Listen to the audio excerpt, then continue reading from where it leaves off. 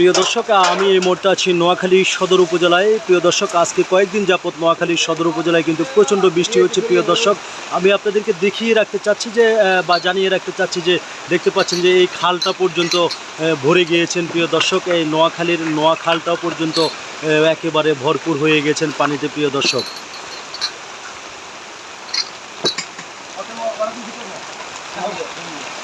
প্রিয় দর্শক, দেখতে পাচ্ছেন আসলে এই নোয়াখালীতে আজকে কয়েকদিন যাবত বৃষ্টি হচ্ছে, কিন্তু গরমের যে ভাবটা প্রিয় দর্শক, সেই গরমের ভাবটা কিন্তু কোনো প্রকারে কমছে না। উমতলা কিন্তু করে লেগেই আছেন। প্রিয় দর্শক, ঠান্ডার কোনো ভাব এখন পর্যন্ত আমরা দেখতে পাই নাই। প্রিয় দর্শক, দেখতে পাচ্ছেন যে ভারী যানবাহনগুলো আসলে দাঁড়িয়ে আছেন। দেখতে পাচ্ছেন প্রচণ্ড বৃষ্টি হচ্ছে, কিন্তু বাতাস হচ্ছে না। প্রিয় দর্শক, আরেকটা কথা আমি আপনাদেরকে এই ভিডিওর মাধ্যমে জানিয়ে দিতে চাচ্ছি যে সেটা হচ্ছে যারা গরু আবাদ করেন, এই বিজলিবাদের এই আকাশের যেই ডাক হচ্ছে সেই ভিতরে আপনারা কিন্তু গরু ছাগল মহিষের জন্য কেউ